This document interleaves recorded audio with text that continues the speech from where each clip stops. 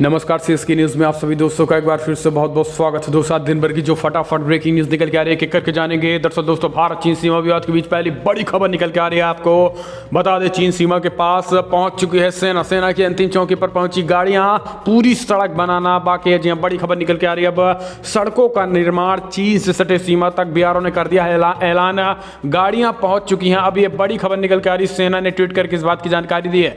इसमें दूसरी बड़ी अपडेट निकल के आ रही है, पुलवामा में जवानों की शहादत पर हुई भद्दी राजनीति, पड़ोसी देश के कबूलनामे से बेनकाब हुए कई लोग। विपक्ष पर भी पीएम मोदी ने बोला बड़ा हमला, तो पाकिस्तान पर भी किया बड़ा अटैक। इस बीच तीसरी बड़ी अपडेट निकल के आ रही है। आपको बता दें, पीओके पर अब निर्णायक दावेदारी पेश करे भारत, वक्त आ चुका है। जी हाँ, बीजेपी से उठने लगी है मांग, बीजेपी के केंद्रीय नेतृत्व ने मांग की। इस बीच चौथी बड़ी अपडेट निकल के आ रही है। फिलहाल कश्मीर पर विरोध रुख अपना रहे तुर्की के खिलाफ भारत ने खोल दिया मोर्चा, कूटनीतिक मोर्चेबंदी की, फ्रांस के साथ खड़े होकर दिया तुर्की को कड़ा संदेश। तो सब कुछ खबरें एक करके जानेंगे। जहां पर यूपी में फ्रांस के खिलाफ प्रदर्शन पर योगी सरकार सख्त एक्शन लेने का ऐलान कर दिया। कहा है कि जल्द से जल्द ऐसे लोगों के खिलाफ एफआईआर दर्ज किया जाए। जी हां, बड़ी खबर निकल के आ रही है। सब कुछ खबरें जानेंगे, लेकिन उससे पहले अगर आपको भी पीएम मोदी के नेतृत्व पे पूरा भरोसा है तो इस वीडियो को दिल से लाइक करके अपना समर्थन दर्ज करें और इस देश की इंडियन आर्मी के लिए जय हिंद लिखना मत भूलेगा। दोस्तों, दरअसल पहली बड़ी खबर निकल के आ रही है। आपको बता दें, फिलहाल चीन सीमा के पास सेना की अंतिम चौकी पर पहुंची गाड़ियां, पूरी सड़क बनाना बाकी, और अब इंडियन आर्मी चीन से सटे सीमा के अंतिम छोर तक पहुंच गई है। भारतीय सेनाएं बीआरओ ने सड़क बनाना का काम किया शुरू। दरअसल चीन सीमा पर स्थित सेना की अंतिम स्थायी चौकी मिलन और रेलकोट सड़क से जुड़ गए हैं। हालांकि मुनस्यारी की तरफ से रेलकोट जोड़ने को लेकर अभी 24 किलोमीटर सड़क का निर्माण जारी है और ये निर्माण पूरा होने के बाद मुनस्यारी से मिलन तक सीधे वाहन जा सकेंगे। फिलहाल सीमा सड़क संगठन ने यानी बीआरओ ने दोनों चौकियों के बीच हेलीकॉप्टर से 5 वाहन उतार कर चीन सीमा की अंतिम चौकियों तक आवाजाही शुरू कर दिया है। रेलकोट और मिलन के बीच बनी सड़क की दूरी 18 किलोमीटर है। सीमा सड़क संगठन बीआरओ मुनस्यारी मिलन के बीच 61 किलोमीटर लंबी सड़क का निर्माण साल 2018 में कर रहा है। बीआरओ ने मुनस्यारी में मलछू तक पहले ही 19 किलोमीटर सड़क बना लिया है। बीच में 24 किलोमीटर का काम अभी भी चल रहा है। दूसरी तरफ चीन सीमा पर सेना की अंतिम चौकी मिलन से भी मुनस्यारी तक की सड़क कटिंग का कार्य चल रहा है और इस तरीके से कटिंग का मकसद था कि जल्द से जल्द अंतिम स्थायी चौकियों को रेलकोट चौकी से जोड़ा जाए। बीआरओ ने जब 18 किलोमीटर इस हिस्से का भी निर्माण पूरा कर लिया है, जिसके बाद ये ऐलान किया है। स्वयं बीआरओ ने कहा चौकियों के बीच आईटीबीपी और बीआरओ ने वाहनों की आवाजाही भी शुरू कर दी है और अब चीन सीमा से सटे अंतिम छोर तक इंडियन आर्मी पहुंच चुकी है, जो कि एक ऐतिहासिक पल है। अभी तक कभी भी ऐसा नहीं हुआ था कि चीन से सटे सीमा तक कभी भी भारतीय सेना आ चुकी थी। हम चलते हैं, अगली अपडेट लेते हैं। पुलवामा में जवानों की शहादत पर भद्दी राजनीति पर प्रधानमंत्री मोदी ने किया प्रहार, पड़ोसी देश के कबूलनामे से बेनकाब हुए लोग, कड़ी कार्रवाई। दरअसल पुलवामा में हुए आतंकी हमले को लेकर पाकिस्तान की संसद में इमरान खान के मंत्री के कबूलनामे के बाद प्रधानमंत्री मोदी ने विपक्ष पर बड़ा हमला बोला है। पीएम मोदी ने कहा है कि जब हमारे देश के जवान शहीद हुए तो उस वक्त कुछ लोग भद्दी राजनीति में लगे हुए थे। वैसे लोग देश भूल नहीं सकता ऐसे लोगों को। पीएम मोदी ने शनिवार को गुजरात की केवड़िया के स्टैचू ऑफ यूनिटी पहुंचकर सरदार वल्लभ भाई पटेल को उनकी जयंती पर श्रद्धांजलि अर्पित की है और इसके साथ ही दौरान अपने संबोधन में प्रधानमंत्री ने संबोधन में बीते साल हुए पुलवामा हमले का भी जिक्र करते हुए कहा है कि फिलहाल कुछ भूल नहीं सकते हैं। जब उनको अपने वोट की चिंता होती थी तो वो सेना और हम पर सवाल खड़े कर रहे थे, यानी विपक्ष पर भी हमला बोला। इस बीच प्रधानमंत्री मोदी ने कहा कि दुनिया जो पुलवामा को लेकर हवाई मार रही थी, आज पाकिस्तान की संसद में ही खुलासा हो चुका है। ऐसे लोग पूरी तरीके से बेनकाब हो गए हैं। जो लोग अपने चेहरों को देश के सामने ला दिया है अपने राजनीतिक स्वार्थ के लिए, लोग कुछ हद तक जा सकते हैं। पुलवामा हमले के बाद की गई राजनीति इसका बड़ा उदाहरण। हम चलते हैं, अगली अपडेट लेते हैं। फिलहाल बिग ब्रेकिंग निकल के आ रही है। पीओके पर मजबूत दावेदारी का समय आ गया है। जी हां, वरुण गांधी का बड़ा ऐलान। 1947 की शुरुआत पर बारामूला जम्मू कश्मीर का सांस्कृतिक केंद्र, एक तरफ रावलपिंडी और दूसरी तरफ श्रीनगर के बीच व्यापारिक और सांस्कृतिक आदान प्रदान का फ़ायदा उठाने के लिए ये बिल्कुल मौके की जगह पर था। आपको बता दें कि इसके साथ ही पूरब जाने वाले भी एक साथ ट्रांजिट पॉइंट भी था। अब इस बीच बड़ी खबर निकल के आ रही है कि प्रधानमंत्री नरेंद्र मोदी जिस तरीके से पीओके को लेकर बयान और खास करके अब इंडियन आर्मी जो कार्रवाई एक तरफ कर ही रही है, लेकिन इस बीच आपको बता दें कि पीओके को लेकर एक बड़ा बयान भारतीय जनता पार्टी के केंद्रीय नेता वरुण गांधी ने दिया है। वरुण गांधी ने कहा है कि फिलहाल पीओके पर मजबूत दावेदारी ठोकने का समय आ चुका है। ऐसे में सरकार को अब बड़े जिम्मेदारी सौंपते हुए उन्होंने कहा है कि तत्काल पीओके पर अपना दावा भारत को ठोक देना चाहिए। ये बड़ी मांग की है वरुण गांधी ने। हम चलते हैं अगली अपडेट। कश्मीर पर विरोध रुख अपना रहे तुर्की के खिलाफ भारत की कूटनीतिक मोर्चेबंदी। फ्रांस के साथ खड़े होकर दिया सख्त संदेश। कश्मीर पर लगातार भारत विरोधी रुख अपना रहे तुर्की के खिलाफ भारत भी कूटनीतिक मोर्चेबंदी कर रहा है। फ्रांस के राष्ट्रपति के खिलाफ तुर्की और पाकिस्तान के अभियान के बाद भारत ने फ्रांस का आतंकवाद के मुद्दे पर पुरजोर समर्थन किया था और अब भारत ने तुर्की और ग्रीस के बीच चल रही तनातनी के बीच ग्रीस से बातचीत की है। विदेश मंत्री जयशंकर ने ग्रीस के विदेश मंत्री से परस्पर सहयोग से जुड़ने के मुद्दों पर वर्चुअल बात भी की है। सूत्रों ने कहा है कि फिलहाल भारत अपने हितों के मद्देनजर सधे तरीके से कूटनीतिक कवायद कर रहा है। फ्रांस में आतंकी घटनाओं पर प्रधानमंत्री मोदी के ट्वीट पर के अलावा भारत ने आधिकारिक बयान जारी करके कांग्रेस के राष्ट्रपति पर व्यक्तिगत हमले का विरोध किया है। इसके अलावा भारत ने विदेश सचिव हर्षवर्धन श्रृंखला को ऐसे वक्त पर कांग्रेस फ्रांस की यात्रा पर भेजा जब कई इस्लामिक संगठन और देश राष्ट्रपति इमैनुअल मैक्रों का जमकर विरोध कर रहे हैं। सूत्रों का कहना है कि बीते कुछ सालों से फ्रांस भारत का बहुत महत्वपूर्ण सहयोगी बनकर उभरा है। ऐसे में भारत ऐसे संकट में फ्रांस के साथ कतई छोड़ नहीं सकता है। तो दोस्तों, अगर आप भी फ्रांस का समर्थन करते हैं तो आई सपोर्ट फ्रांस लिखना मत भूलिएगा। हम चलते हैं अगली अपडेट लेते हैं। आपको बता दें, यूपी में फ्रांस के खिलाफ प्रदर्शन पर योगी आदित्यनाथ सरकार हुई सख्त, उठाया बड़ा कदम। दरअसल फ्रांस विरोध की आग पर अब भारत तक पहुंच चुकी है। फ्रांस के राष्ट्रपति इमैनुअल मैक्रों के इस्लामिक आतंकवाद संबंधी बयान के खिलाफ देश के कई शहरों में विरोध प्रदर्शन हो रहे हैं। हालांकि यूपी की योगी सरकार ने साफ कर दिया है कि ऐसे प्रदर्शन बर्दाश्त नहीं किए जाएंगे। यूपी सरकार ने राज्य में फ्रांस के खिलाफ प्रदर्शन पर सख्त रुख अपनाया है। यूपी की डीजीपी कार्यालय की तरफ से अलर्ट जारी कर दिया गया है। हिंसा और उपद्रव करने वालों के सख्त से सख्त निपटा जाए। इसके साथ ही संवेदनशील जिलों में पेट्रोलिंग बढ़ाने के भी निर्देश दिए गए हैं। सरकार पश्चिमी यूपी पर खास नजर रखे हुए है। यूपी के बरेली और अलीगढ़ मुस्लिम यूनिवर्सिटी में फ्रांसीसी राष्ट्रपति मैक्रो के बयान के विरोध में प्रदर्शन किए गए थे। इस दौरान प्रदर्शनकारियों ने फ्रांस विरोधी नारेबाजी भी की थी। मध्य प्रदेश की राजधानी भोपाल में प्रदर्शन हुए थे, जहां पर शिवराज सरकार ने 2000 लोगों के खिलाफ FIR दर्ज कर लिया है। यूपी में देवबंद, बरेली, अलीगढ़ तमाम जगहों पर प्रदर्शन किया गया था। सीएम योगी आदित्यनाथ को इस बात की जानकारी लगी तो बड़ा ऐलान कर दिया और कहा कड़ी से कड़ी कार्रवाई की जाओ और इन जिहादियों को बख्शा नहीं जाएगा जो भारत के रुख के इतर अपना बयान दे रहे हैं। हम चलते हैं अपडेट लेते हैं। पाकिस्तान से भारतीय सीमा के अंदर 2 बार घुसा ड्रोन, सुरक्षा बलों को करनी पड़ी 65 राउंड फायरिंग। 2 ड्रोन पाकिस्तान के हुए ढेर। जी हाँ, भारत पाकिस्तान सीमा पर शुक्रवार देर रात गांव ठाकुरपुर में आधी रात पाकिस्तान की ओर से भारतीय सीमा से 2 बार ड्रोन भेजने की कोशिश की गई। जवाबी कार्रवाई में सीमा पर तैनात सुरक्षा बलों ने फिलहाल करीब 65 राउंड फायरिंग करनी पड़ी है, जिसके बाद सीमा पर ही पाकिस्तान की कई 2 ड्रोन ढेर हो गए हैं। इस घटनाक्रम के बाद शनिवार सुबह से ही सीमावर्ती इलाकों में सुरक्षा बलों के सर्च ऑपरेशन जारी है। जानकारी के मुताबिक शुक्रवार रात को ही करीब 12:30 बजे ठाकुरगंज से सुरक्षा बलों के जवानों को आसमान से लाइट के कुछ ड्रोन जैसी वस्तुएं देखने को मिली, जिसके बाद फायरिंग जवानों ने शुरू कर दी थी।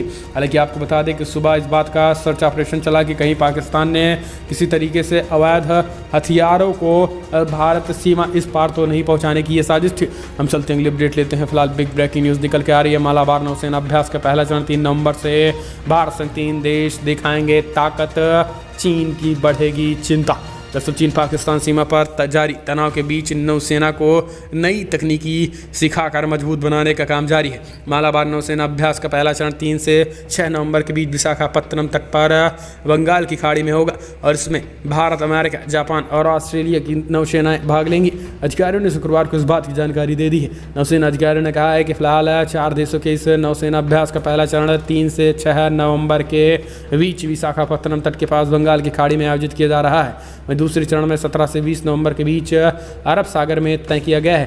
पिछले हफ्ते भारत ने यह घोषणा की थी कि ऑस्ट्रेलिया इस नौसेना अभ्यास का हिस्सा होगा। इसके साथ ही वो प्रभावी तरीके से क्वाड या फिर चतुष्कोणीय गठबंधन के सभी 4 देशों का अभ्यास होगा।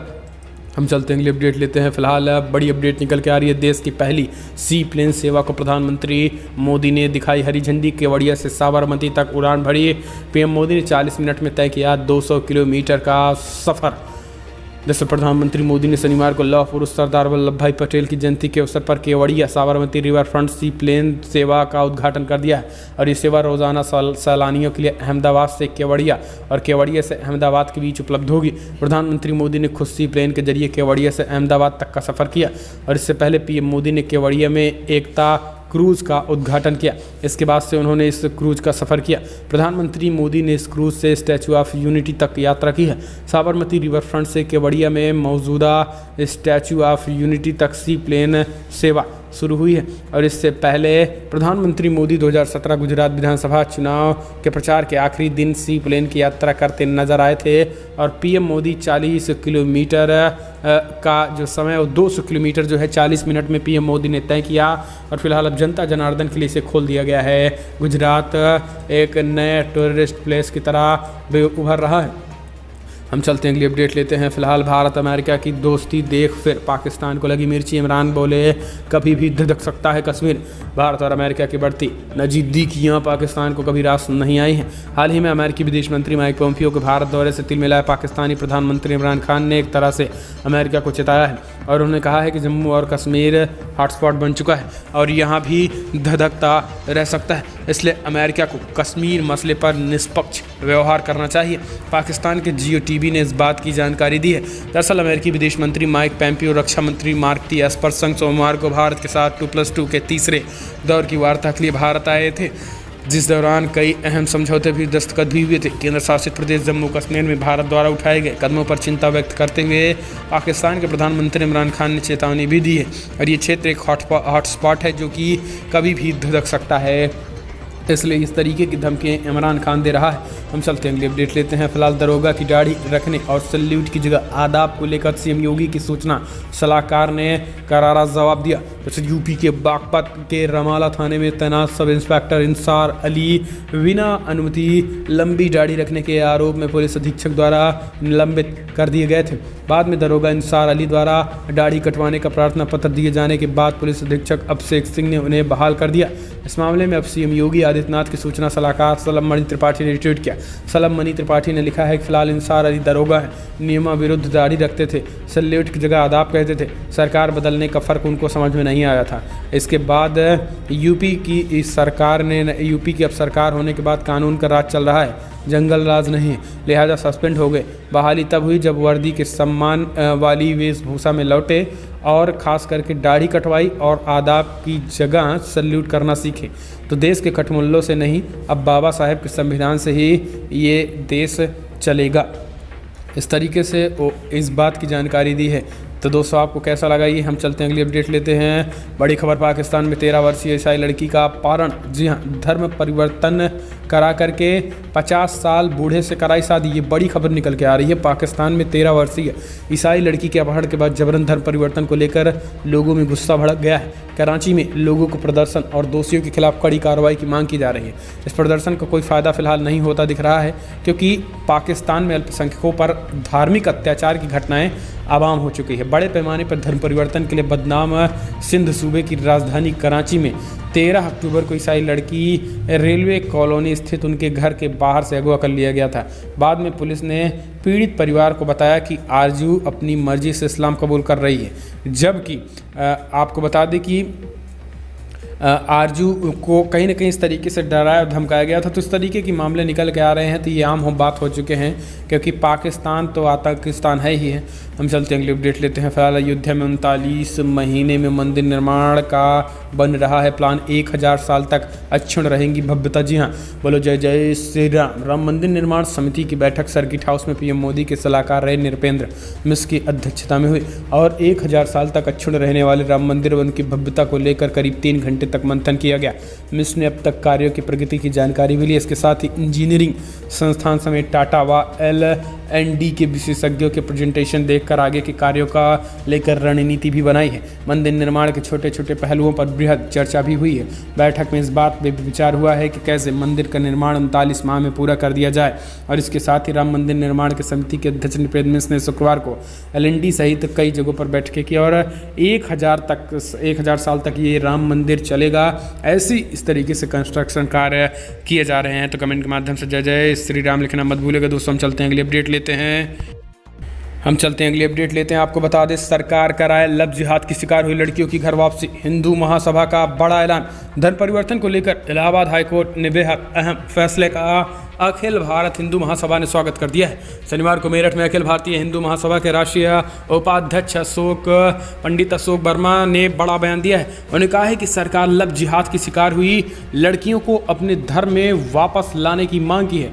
पंडित अशोक ने कहा है कि लव जिहाद के खिलाफ सरकार को पहले ही कड़े कदम उठाने चाहिए थे, इसलिए हाईकोर्ट को एक्शन लेना पड़े। हिंदू महासभा के राष्ट्रीय अध्यक्ष ने कहा है कि फिलहाल हाईकोर्ट के इस फैसले से गैर समुदाय में शादी करने पर जबरन धर्म परिवर्तन से राहत मिलेगी। दरअसल मुजफ्फरनगर जिले में वैवाहिक जोड़े ने परिवार वालों को उनके शांतिपूर्ण वैवाहिक जीवन में हस्तक्षेप करने पर रोक लगाने की मांग की थी, लेकिन कोर्ट ने याचिका पर हस्तक्षेप करने से इनकार करते हुए उसे खारिज कर दिया था। आपको बता दें, जस्टिस शशि त्रिपाठी की एकल पीठ ने यह ऐतिहासिक फैसला सुनाया था, जिसके बाद अब उन लोगों को बड़ा झटका लग गया है जो लगातार हर बात पे जिहाद के बीच लव जिहाद ठूंस देते हैं और ख़ास करके धर्मांतरण की बात करते रहते हैं। हम चलते हैं अगली अपडेट लेते हैं। फिलहाल चुनाव के समय आयकर के छापे से गरमाई बिहार की राजनीति। नल जल योजना के ठेकेदारों से बरामद हुए 3 करोड़ रुपए। जी हाँ, बिहार में 3 नवंबर को दूसरे चरण के लिए मतदान होना है और इसे लेकर राजनीतिक गतिविधियां जारी है। वहीं चुनाव के बीच आयकर विभाग ने शुक्रवार को पटना के प्रमुख 4 ठेकेदारों की कंपनियों पर एक साथ छापेमारी की है। विभाग की छापेमारी से इनके ठिकानों में 75 करोड़ की घोषित आय का खुलासा हुआ है और इस तरफ से नल जल योजना से संबंधित एक ठेकेदार के यहाँ से 2 करोड़ लगभग 3 करोड़ रुपए नगद बरामद किए गए हैं। आयकर विभाग ने पटना, भागलपुर, हिलसा और कटिहार के 4 प्रमुख ठेकेदार समूहों के यहाँ छापेमारी एक साथ की है। 4 ठेकेदारों के यहाँ से की गई 75 करोड़ की अघोषित आय का खुलासा हुआ है। इनमें से 2 ठेकेदार ऐसे हैं जो नल जल योजना से संबंधित हैं। इनमें से एक ठेकेदार के यहाँ आयकर विभाग की टीम ने नगद 2.5 करोड़ रुपए बरामद किए हैं। अधिकांश लोग इसके पास अवैध दस्तावेज मिले हैं और वे उसके बारे में संतोषजनक जवाब नहीं दे पा रहे हैं। इस छापेमारी को लेकर जहां विपक्ष ने सरकार को घेरा है, वहीं एनडीए नेता का कहना है कि वो तथ्यों की जानकारी ले रहे हैं। भाजपा नेता भूपेंद्र यादव का कहना है कि पूरी पारदर्शिता के साथ नीतीश कुमार के नेतृत्व में सरकार चल रही है और इस तरीके की बात कही जा रही है, लेकिन अब सवाल खड़े हो गए हैं। हम चलते हैं अगली अपडेट। योगी सरकार ने त्योहारों के मद्देनजर अफसरों की छुट्टियों पर लगाई रोक। जी हाँ, दरअसल यूपी सरकार ने आगामी त्योहारों के मद्देनजर सरकारी अधिकारियों की छुट्टी पर रोक लगा दी है। मुख्य सचिव राजेंद्र कुमार तिवारी ने इस संबंध में दिशा निर्देश जारी करते हुए कहा है कि वर्तमान में विभिन्न पर्वों के आयोजन का समय है। ऐसे में जिलाधिकारी, अन्य प्रशासन अधिकारी, प्रशासनिक व पुलिस अधिकारी अपरिहार्य परिस्थितियों को छोड़कर अवकाश पर न जाएं। उन्होंने इसके अवकाश स्वीकृति न करने का भी निर्देश दिया है। मुख्य सचिव ने जारी किए गए दिशा निर्देश में कहा है कि इस दौरान कई जिलों में पराली जलाने की घटनाएं सामने आ रही हैं, जिसे रोकने की जरूरत है। इस संबंध में सुप्रीम कोर्ट ने भी निर्देश जारी कर दिए। उन्होंने अफसरों को इस संबंध के विशेष सतर्कता बरतने का निर्देश दे दिया है। हम चलते हैं अगली अपडेट लेते हैं। भाजपा बसपा का सच सामने लाने के लिए दिया था निर्दलीयों को समर्थन, अखिलेश यादव का बड़ा बयान।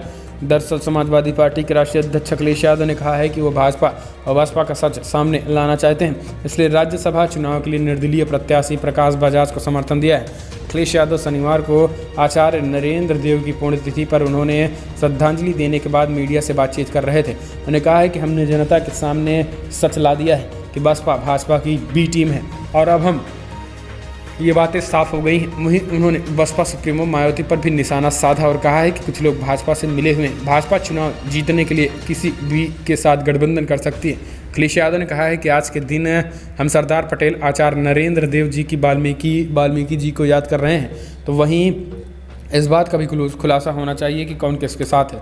हम चलते हैं अगली अपडेट लेते हैं। फिलहाल यूपी में मिशन 2022 के लिए जुटी बीजेपी ने डिजिटल तैयारी की, तमाम दलों से निकली आगे। दरअसल यूपी में मिशन 2022 की तैयारियों में सभी राजनीतिक दल जुट गए हैं, लेकिन अग्र सोची सदा सुखी के सिद्धांतों पर चलते हुए बीजेपी ने ज़मीन के साथ डिजिटल तैयारी भी शुरू कर दी है। यूपी विधानसभा चुनाव की तैयारियों के मामले में तमाम दल बीजेपी से कहीं पीछे हैं। बीजेपी अब अपने संगठन के 92 जिलों में जिला कार्यालय बनाने के साथ ही 56 कार्यालयों से सीधे संपर्क कर सकेगी। जिला कार्यकारिणी की नींव 2017 में बीजेपी के पूर्व राष्ट्रीय अध्यक्ष और गृह मंत्री अमित शाह ने रखी थी। इन्हीं तैयारियों के तहत प्रदेश के रामपुर, मुरादाबाद, मेरठ, सहारनपुर समेत तमाम जिलों में अब अपनी ऑनलाइन रैलिंग 56 वीडियो कॉन्फ्रेंसिंग के माध्यम से जोड़ने का ऐलान किया है। हम चलते हैं अगली अपडेट लेते हैं। फिलहाल बड़ी खबर निकल के आ रही है, आपको बता दें गुर्जर आंदोलन। राजस्थान के 8 जिलों में 3 महीने तक लग गया NSA फैसला गुट पर शिकंजा। जी हाँ, दरअसल 1 नवंबर से प्रस्तावित गुर्जर आंदोलन के मद्देनजर अशोक गहलोत ने राज्य के 8 जिलों में रास्ता लगा दिया है। गृह विभाग ने लगाने का आदेश दे दिया। इस बाबत शनिवार को सूचना भी जारी कर दी है। अधिसूचना तिथि में आगामी 3 महीने तक आदेश प्रभावी रहेगा। गृह विभाग के आदेश के बाद कोटा, बूंदी, झालवाड़ा, करौली, धौलपुर, भरतपुर, टोंक समेत अन्य गुर्जर बाहुल्य जिलों के कलेक्टर्स को अतिरिक्त शक्तियां मिल गई हैं। और ये बड़ी खबर निकल के आ रही है कि अब ताबड़तोड़ कार्रवाई होगी और NSA के तहत कार्रवाई होगी अगर कोई प्रदर्शन करता दिखा। तो हम चलते हैं अगली अपडेट। नीतीश कुमार का बड़ा ऐलान, फिर सरकार बनने का मौका मिला तो बिहार में मेगा स्किल सेंटर बनाया जाएगा और जनता को रोजगार पर पहला काम किया जाएगा। एक बार फिर से सरकार बनने का मौका मिलेगा तो बिहार में मेगा स्किल सेंटर बनाया जाएगा और अब सिर्फ कंप्यूटर में ज्ञान से सभी तरह के रोजगार नहीं मिलेंगे बल्कि मेगा स्किल सेंटर विभिन्न क्षेत्रों से जुड़े प्रशिक्षण दिए जाएंगे। ये बातें नीतीश कुमार का कहना है, आज उन्होंने रैलियों में कही। तो दोस्तों फिलहाल बड़ी खबर इतना, लेकिन अगर आपको वीडियो पसंद आया तो लाइक करें, शेयर करें, कमेंट के माध्यम से प्रिया देना ना भूलें। इस वीडियो में इतना ही। जय हिंद, वंदे मातरम।